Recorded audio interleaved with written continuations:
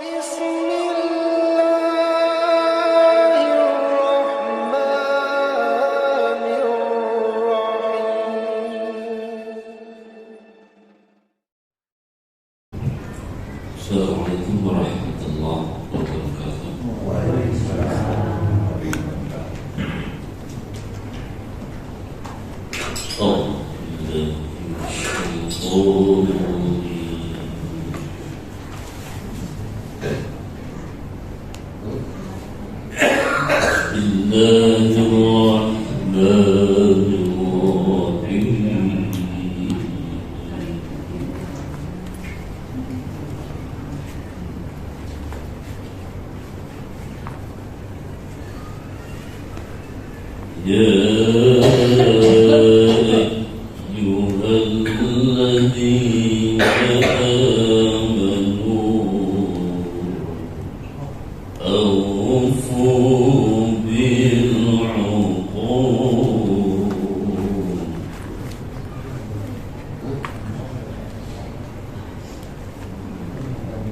أحلت لكم بهيمة الأنعام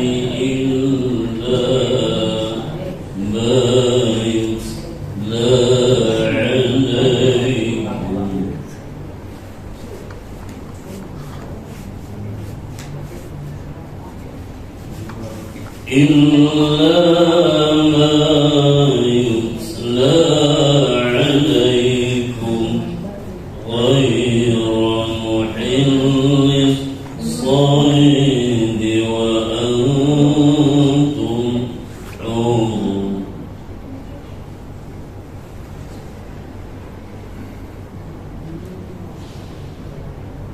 إن الله يحكم ما يريد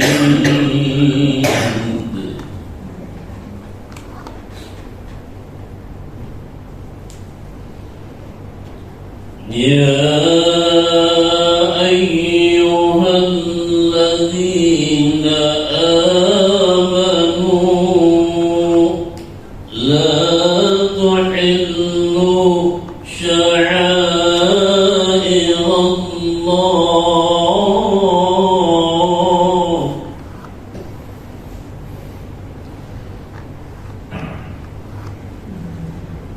ولا الشهر الحرام ولا الهدي ولا القلائد ولا آمين البيت الحرام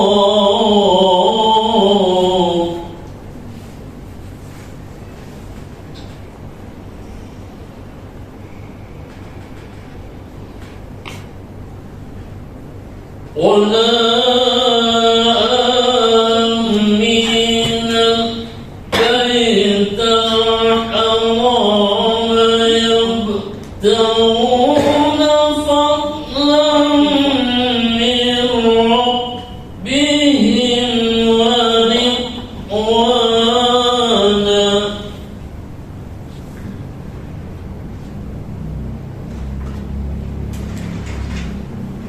وإذا حملتم فاصطادوا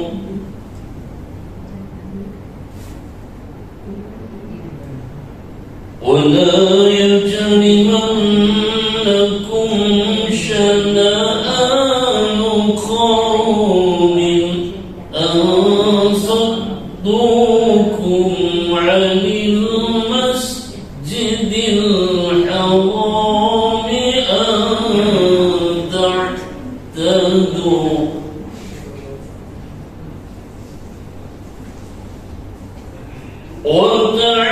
وتعاونوا على البر والتقوى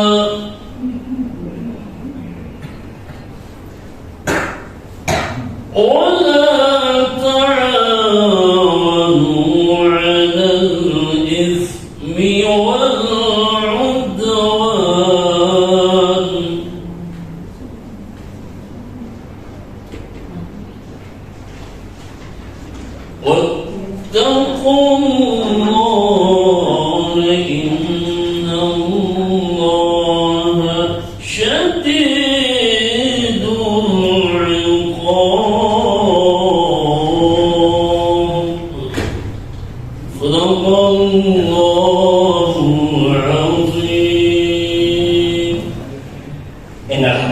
nahmaduhu wa nasta'inuhu wa nastaghfiruh wa na'udzu billahi min shururi anfusina wa sayyiati a'malina may yahdihillahu fala mudilla lahu wa may yudlil fala hadiya lahu. Asyhadu an la ilaha illallah wahdahu la syarika lahu wa asyhadu anna Muhammadan 'abduhu wa rasuluh. Allahumma shalli wa sallim wa barik ala Muhammadin wa ala alihi wa ashabihi wa man ittaba'a hudahu wa mawalah. Subhanaka la ilma lana illa ma 'allamtana innaka antal alimul hakim. Allahumma anfa'na bima 'allamtana wa 'allimna ma yanfa'una wa zidna ilma. Allahumma inna nas'aluka ilman nafi'an wa rizqan thayyiban wa amalan mutaqabbalan. Ikhwatul iman yang dimuliakan Allah Subhanahu wa taala, jamaah yang berbahagia, alhamdulillah puji syukur kita panjatkan kepada Allah Subhanahu wa taala. Salawat dan salam kepada Nabi Muhammad sallallahu alaihi wasallam, keluarganya, para sahabatnya dan yang mengikutinya hingga yaumul qiyamah. Ikhwatul iman yang dimuliakan Allah Subhanahu wa taala, Ibadi wa khatibillah azanillahu wa iyyakum. Pada bahasan yang baru pekan yang lalu kita membahas terkait tentang salat sunnah, salat sunnah, atau disebut juga dengan salat tatawwu, atau disebut juga dengan salat nafilah. Itu nama lain dari salat sunnah.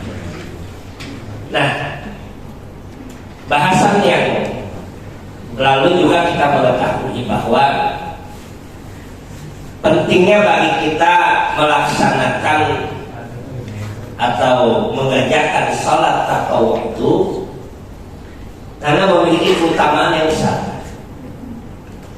Pertama, bahwa ibadah salat itu adalah ibadah yang terbaik di antara ibadah. Kenapa? Karena ibadah salat itu ibadah yang memadukan seluruh amalan hati, amalan lisan, dan amal anggota badan. Maka ibadah salat itu amalan yang paling utama di antara amal-amal yang dilakukan dari amalan-amalan saleh. Kenapa? Karena ibadah salat itu mencakup seluruh amal, seluruh aktivitas dalam ibadah salat. Hatinya beramal dalam salat, lisannya beramal, anggota badannya beramal itu dalam salat, beraktivitas. Hatinya khusyuk, ikhlas dalam ibadah salat, tunduk dalam ibadah salat. Itu yang disebut dengan amal hati. Lisannya mengucapkan bacaan-bacaan salat, anggota badannya mengikuti gerakan salat.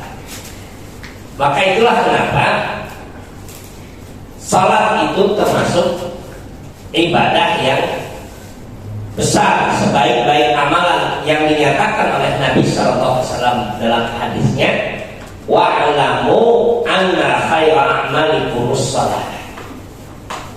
Kata Nabi itu, ketahui oleh kalian, sesungguhnya amal yang paling utama di antara amal-amal yang kalian kerjakan itu adalah salat. Maka penting bagi kita untuk menambah salat sunnah dalam keseharian kita. Yang kedua, keutamaan salat sunnah itu atau salat tatawwu itu disebutkan oleh Nabi Sallallahu Alaihi Wasallam itu bahwa akan mendatangkan kecintaan Allah Subhanahu Wa Taala. Maka dalam hadisnya Nabi menyatakan, alaika bikasratis sujud. Nabi menasihati seorang sahabat beliau itu Sauban. Beliau nasihat itu, Kata beliau, alaika bi kasratis sujud. Hendaklah kamu sauban banyak sujud kepada Allah.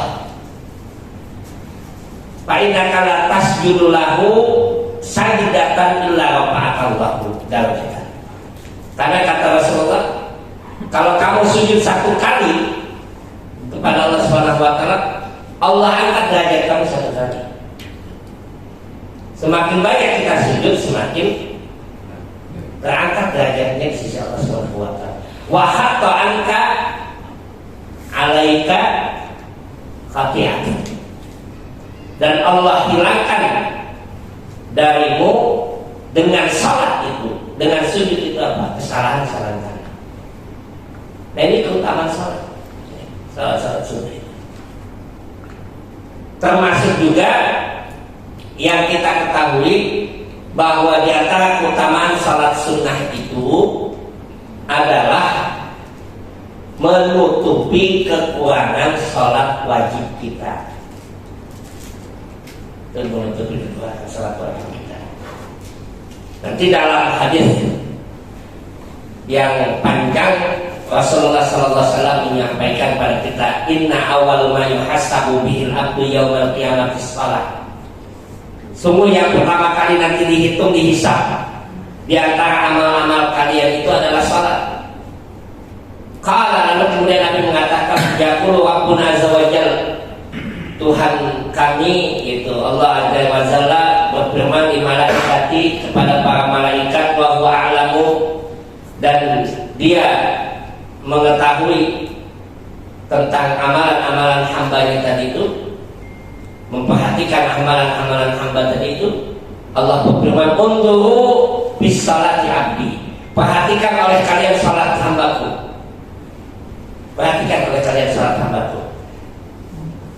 Fa'in atamaha katabaha lahu tamatan. Kalau salatnya sempurna, maka catat salatnya sempurna. Jadi diinstruksikan, ditugaskan para malaikat itu untuk mencatat, memperhatikan salat hambanya. Lalu kemudian nanti di yaumul kiamat itu yang pertama kali dihitung oleh Allah Subhanahu wa taala. Kemudian kata Nabi sallallahu alaihi wasallam, lalu Allah berfirman, wa'in naqas, kalau seandainya salat yang dilakukan itu kurang khusyuk salatnya, misalnya lagi salat lebih banyak kompor. Ya, kalau lagi salat hujan, dimulai lebih atas belum berantakan udah usul. Nah ini kata Nabi sallallahu alaihi wasallam itu Allah berfirman, bain nakasa. Kalau seandainya kurang dalam salatnya itu, apakah kurang khusyuk, kurang sempurna, ya, kurang tumanina dalam salatnya itu, apa kata Nabi sallallahu alaihi wasallam?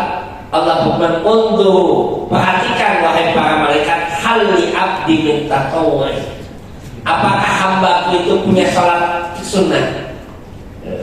Kalau dia punya salat sunnah, baikkan lahu tatawwu, kalau dia memiliki salat sunnah, qala atimmu hali abdi, maka sempurnakan salatnya itu dengan yang sunnah tadi. Ini keutamaan salat sunnah, keutamaan salat sunnah yang kita dapatkan. Maka dalam putusan tadi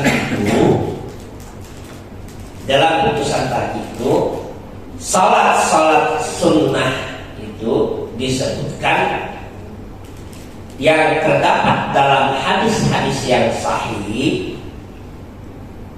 itu disebutkan dengan jelas. Ada 11 itu. 11 salat sunnah yang disebutkan itu, yang semuanya itu menunjukkan banyaknya ibadah salat sunnah. Dan sepakat para ulama bahwa di antara salat sunnah yang paling utama adalah salat malam. Kalau ditanya para ulama itu ketika menjelaskan salat apa yang paling utama di antara salat sunnah, maka Rasulullah SAW itu dalam hadis-hadisnya disebutkan oleh para ulama itu tidak pernah meninggalkan sholat malam. Itu yang paling utama. Jadi sholat yang paling luar biasa di antara sholat sunnah itu sholat malam. Sholat malam itu berapa rakaat sholat malam? Kemarin sudah kita bahas itu. Mau dikerjakan 11 boleh, 9, 7, 5, 3, atau yang minimalis 1. Ya, yang minimalis gitu ya. Kita kalau akhirat pengennya minimalis. Kalau dunia misalnya maunya maksimalis gitu ya, mazhabnya itu. Itu kita itu. Kita maunya ya apa-apa, 1 rakaat. Ini salat malam. Maka Nabi tidak pernah meninggalkan salat malam itu. Perhatikan nanti dalam 2 ayat itu, surat Al-Muzammil juga surat Al-Isra. Dalam surat Al-Muzammil itu yang pertama kali diperintahkan oleh Nabi itu ada qiyamul lail. Ya ayyuhal muzammil qum bil laila illa qalilan nisfahu aw inqus minhu qalilan aw zid alaihi wa qatil qur'ana tartila inna sanulqi 'alaika qawlan tsaqila inna laka bin nahari sabhan tawila.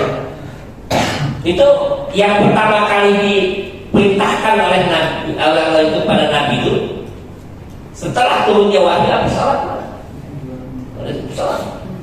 Wahai orang yang bersunut bangun. Kenapa? Karena Allah Maha tahu bahwa kamu akan menghadapi persoalan yang besar. Allah Maha tahu bahwa kamu menghadapi perkara yang luar biasa. Innalaka bin nahari sab'an tawilan. Di siang hari kamu dalam keadaan yang luar biasa payahnya. Dan di malam hari Allah berikan kewajiban kepada Nabi itu untuk salat malam. Ini luar biasa. Itu salat malam. Yang kedua nanti adalah salat rawatib. Salat rawatib. Salat rawatib. Salat rawatib itu nanti dalam prakteknya itu Nabi SAW melakukan salat rawatib itu 10 rakaat dan 12 rakaat. 12 rakaat, 10 rakaat dan 12 rakaat. Dan itu yang diambil oleh majelis tadi itu. Dalam satu hadisnya yang diriwayatkan oleh Imam Al-Bukhari dan Imam Muslim, Nabi SAW bersabda, man shalla isnata asrata rakaatan bi yaumin wa lailatin bunya lahu baitan fil jannah. Barang siapa yang salat 12 rakaat 12 rakaat sehari semalam, dibangunkan rumah di surga. 12 rakaat. Saya baru 2 rakaat doang, bagaimana? Ya, rumahnya belum ada gentengnya, belum ada pintunya.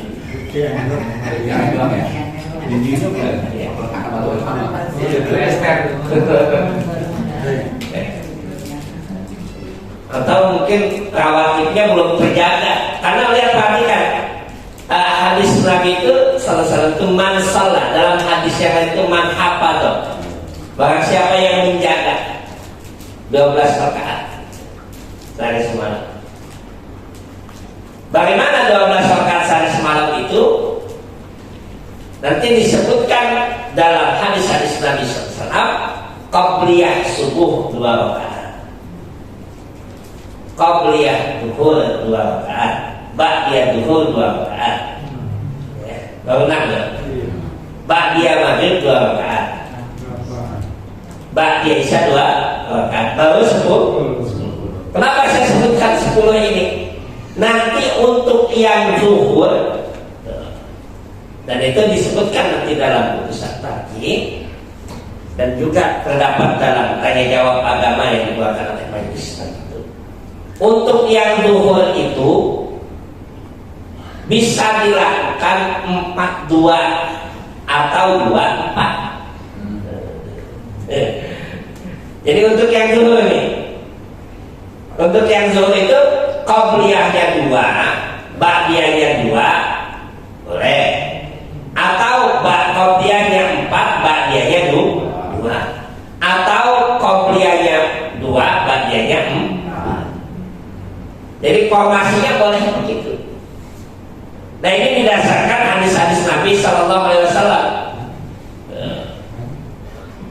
3 model salat rawatib untuk zuhur. Pertama, dalam hadis Ummu Habibah radhiyallahu anha itu disebutkan man hafadha ala arba'i raqatin qabla dhuhri wa arba'in ba'daha harama 'alan nar. Barang siapa yang salat sunnah 4 rakaat sebelum zuhur atau 4 rakaat setelah zuhur, maka diharamkan baginya neraka. Itu ya, diharamkan baginya neraka. Dan itu memang tak mudah caranya. Ya. Dalam hadis yang lain yang disebutkan dari Abdullah bin Umar menyebutkan kepada kita, hafidhu ala Nabi sallallahu alaihi wasallam asra raka'atin wa raka'ataini qabla dhuhr wa raka'ataini ba'daha wa raka'ataini ba'dal maghrib fi baiti wa raka'ataini ba'dal isya fi baiti wa raka'ataini qabla salati subh. Dalam hadis Abdullah bin Umar menyebutkan ada 10 rakaat. Sementara dalam hadis Ummu Habibah tadi ada tambahan untuk zuhur itu boleh 4 rakaat sebelumnya atau 4 rakaat setelahnya. Dan dalam hadis yang lain yang kita dapatkan dalam hadis Aisyah menyebutkan kepada kita bahwasanya Rasulullah Sallallahu Alaihi Wasallam tidak lepas dari melakukan sholat qobliyah zuhur itu 4 rakaat. Jadi ada 3 model itu untuk rawatib zuhur tadi. Boleh 2-2, boleh 4-2, atau boleh 2-4. Ya, formasinya bolanya ya, Real Madrid atau apa itu ya. Itu formasi. Nah ini rawatib. Nah di antara sholat rawatib yang paling utama yang tidak pernah ditinggalkan oleh Nabi. Kenapa paling utama? Karena Nabi tidak pernah meninggalkan sholat rawatib yang ini. Sama seperti Nabi tidak meninggalkan sholat malam. Nabi itu pernah ibu kesiangan, tidak sholat malam. Kalau kita sering kesiangan, ya, kalau kita sering banget gitu ya. Kalau Nabi pernah kesiangan, jadi bedanya kita dengan Nabi sedikit. Ya. Ya. Kalau kita sering kesiangan, kalau Nabi itu pernah kesiangan beliau itu meninggalkan sholat malam bangun subuh. Dan karena beliau tidak mau menghilangkan kebiasaan sholat malamnya, beliau menggantinya 12 rakaat waktu duha. Jadi beliau mengkodoknya itu 12 rakaat waktu duha. Menurut Imam Syaukani bahwa ini khusus Nabi, kalau kita nggak boleh mengkodok karena sholat sunnah tidak ada kodoknya. Tapi ini Nabi. Kalau kita mau mengkodok kebiasaan yang biasa kita lakukan, lalu kemudian terluput, bolehkah kita mengkodok? Kata para ulama, boleh kita mengkodoknya, bukan untuk mengkodok yang sunnah tadi, tetapi memberikan motivasi dan semangat kita. Boleh kita misalkan ketinggalan sholat malam, ya sudah. Apa yang kita lakukan, maka pagi harinya kita melakukan sholat duha. Jangan sampai nanti sholat malamnya ketinggalan, akhirnya biasa-biasa saja. Itu untuk menyemangati. Maka ganti dengan sholat duha. Berapa rakaat? Ya jangan sampai 12. maksimal 8 rakaat. Untuk apa? Membiasakan. Kenapa? Karena inna ahabal a'mali adwamuha wa in qalla. Amal yang paling disukai oleh Allah itu yang dia kontinu dalam melakukannya. Jadi kalau luput ya sudah, dia ganti ya sudah dengan ketaatan dalam bentuk duha. Nah, Nabi pernah sholat malamnya itu sampai apa? Sampai azan. Azan berkumandang, Nabi masih belum selesai witirnya. Nabi terus lakukan witirnya dengan mempercepatnya, kemudian salam, lalu kemudian juga sholat qobliyah. Itu Nabi. Nah, dari sini kita bisa memahami jamaah yang dimuliakan Allah Subhanahu wa taala. Hadis Nabi yang menyuruh untuk witir sebelum tidur itu, kalau misalkan kita tidak berniat untuk bangun malam, atau kalau memang kita khawatir dengan kondisi fisik kita tidak terbangun malam. Saya misalkan letih, lelah, kayaknya nanti malam gak kuat untuk bangun salat malam, atau dalam keadaan sakit, maka dia witir sebelum tidur. Tapi kalau dia niat untuk salat malam, sebaiknya witirnya ditunda. Nanti setelah dia salat malam baru dia witir. Itu. Oh, ternyata udah niat nanti malam mau bangun kesiangan, nggak bangun, nggak usah bingung. Ada solusinya. Apa solusinya? Ganti dengan salat dulu. Jadi nggak repot. Nggak repot. Oh, ya sudah ada kemudahan yang Allah. Nah, termasuk yang salat qobliyah subuh tadi itu, Nabi tidak pernah tinggal salat qobliyah subuh. Sampai pernah Nabi tertidur dan beliau tidak salat qobliyah subuh. Dalam riwayat yang lain beliau lupa untuk salat qobliyah subuh dan baru mengingatnya setelah pagi hari, maka beliau menggantinya setelah salat subuh.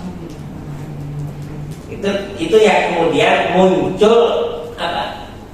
Tentang keutamaan sholat subuh, sholat duha itu, duha di awal waktu. Nah, kalau ibu misalkan kesiangan, kemudian dia udah mepet waktunya, bangun kesiangan, sudah mau habis waktu subuhnya, sudah jangan sholat qobliyah lagi, sholat subuh aja. Nanti setelah matahari terbit, hilang waktu yang terlarang, ganti dengan sholat duha. Itu saja. Jadi banyak kemudahan dalam melakukan ibadah-ibadah yang sunnah tadi. Nah, ini dua salat yang paling utama di antara salat-salat sunnah yang disebutkan oleh para ulama. Dan nanti banyak salat-salat sunnah yang lain, tahiyatul masjid, ya, salat sunnah wudu, ya, salat idain, salat kusufain, ya, salat idain itu salat 2 hari raya, salat kusuf itu salat 2 gerhana dan sebagainya.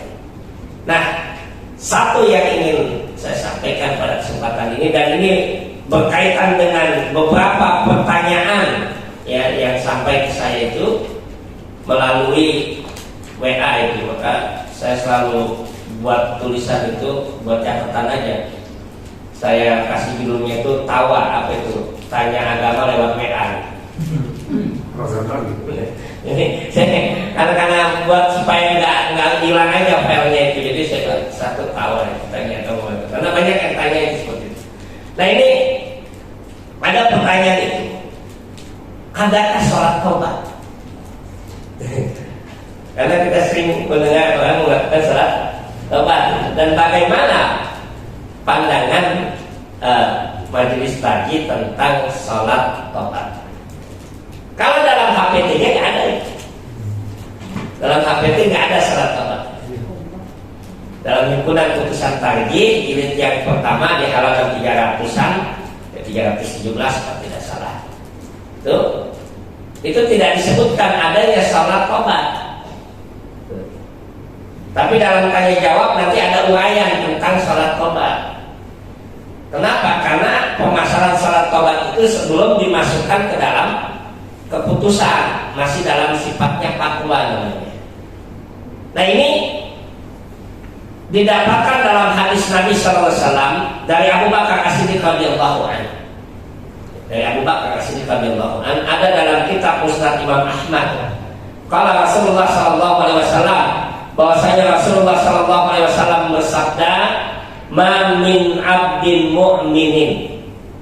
Tidaklah seorang hamba mukmin, hamba yang beriman kepada Allah, yudhnibu dzanban, melakukan perbuatan dosa. Seorang hamba yang melakukan perbuatan dosa, fayatawaddu, lalu kemudian dia berwudu, fayuhsinu tuhur, dan dia baguskan wudunya, dia baguskan bersucinya itu.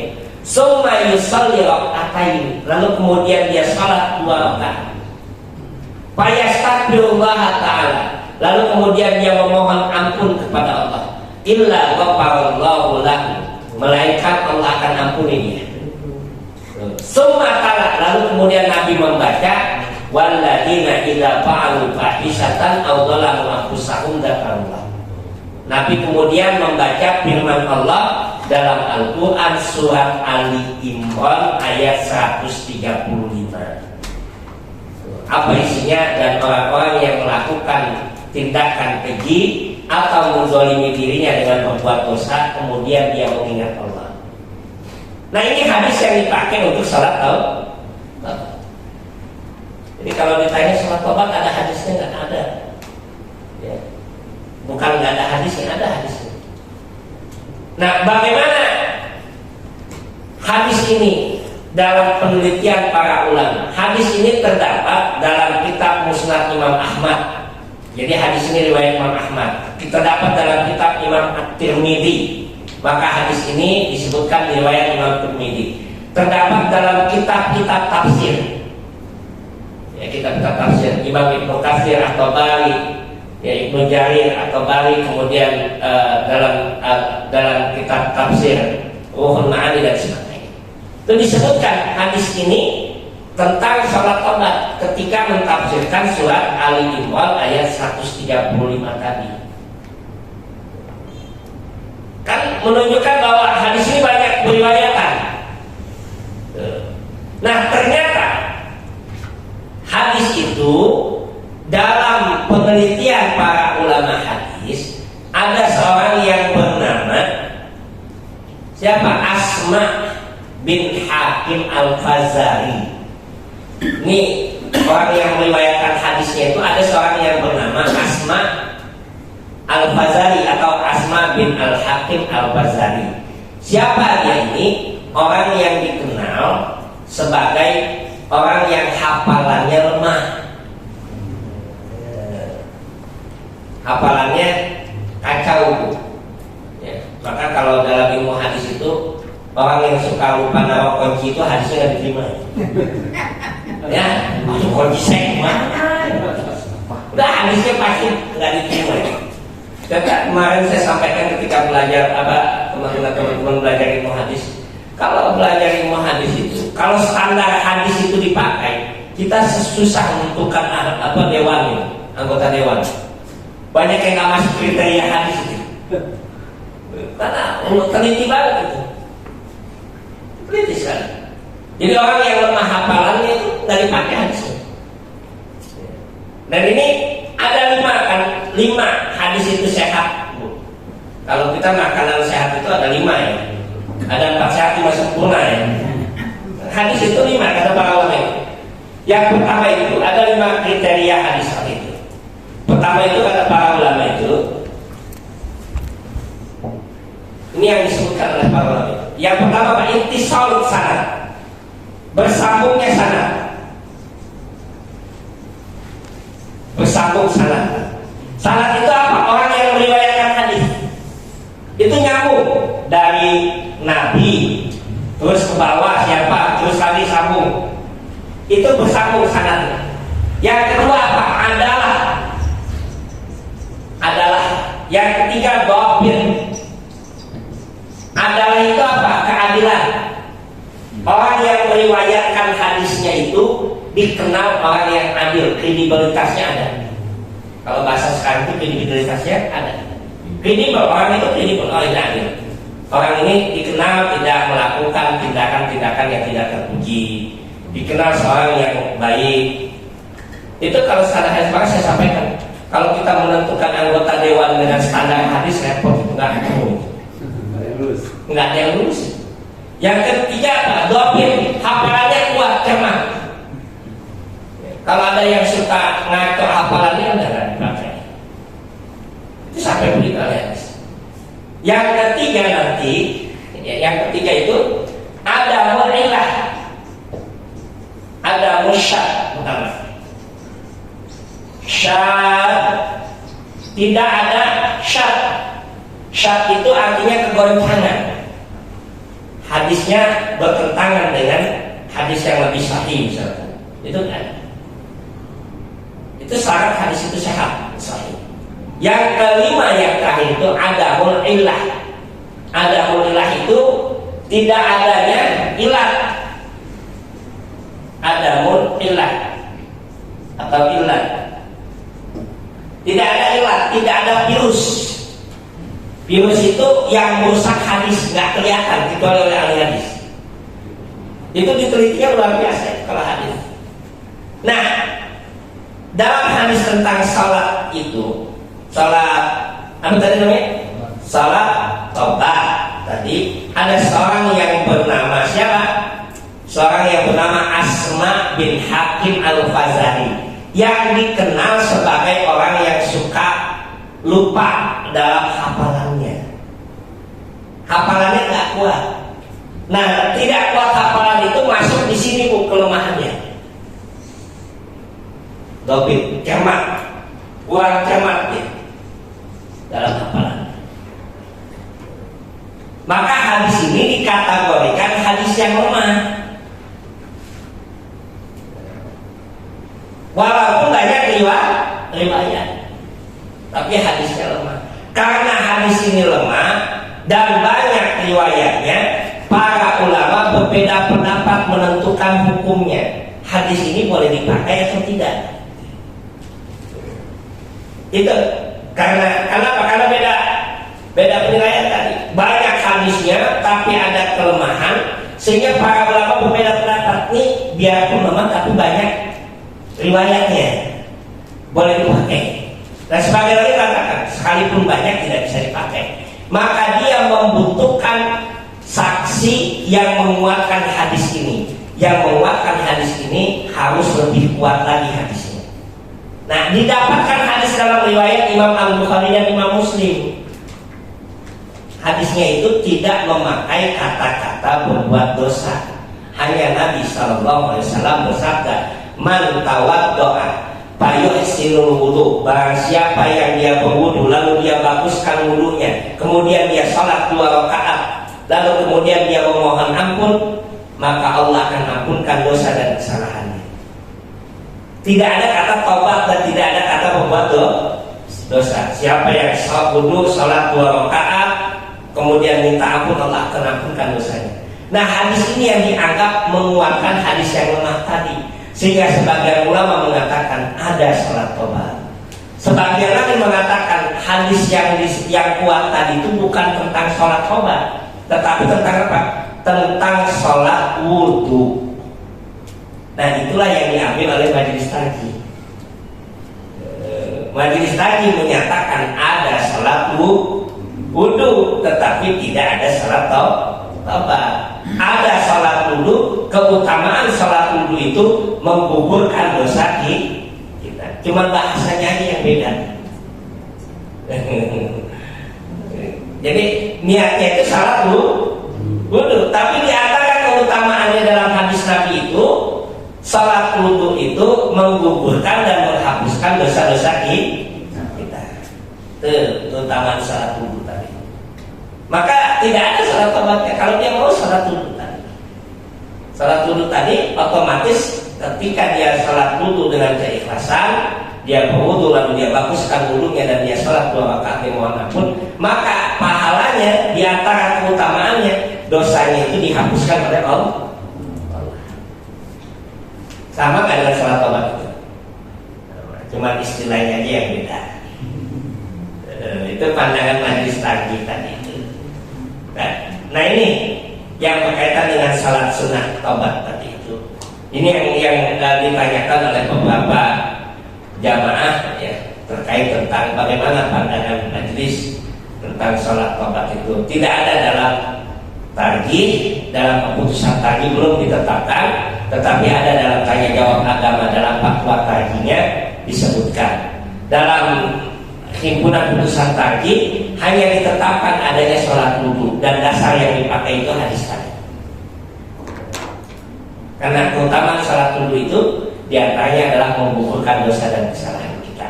Nah ini beberapa hal yang terkait dengan sholat-sholat sunnah ya, yang kita kaji pada 2 pertemuan ini. Kenapa? Karena tidak berapa lama lagi kita akan masuk pada bulan Ramadan. Kurang lebih 30 hari lagi. 30 hari lagi kita akan bertemu dengan Ramadan ya. Tinggal itu aja, besok 29 hari lagi, besok 28 hari lagi. Artinya mempersiapkan dirinya. Saya selalu sampaikan, jangan kalah tukang timun suri ya. Tukang timun suri udah membersihin tanahnya, udah nanemin timun suri yang di Ramadan itu udah panen. Kita belum persiapin apa-apa itu Ramadan ya. Ya kalau ibu-ibu biasanya mempersiapkan udah belanja baju lebaran gitu ya. Kue. Tapi bagaimana ibadahnya ya? Nah ini mudah-mudahan ada manfaatnya. Aku berkata astagfirullah li wa lakum. Wassalamualaikum warahmatullahi wabarakatuh.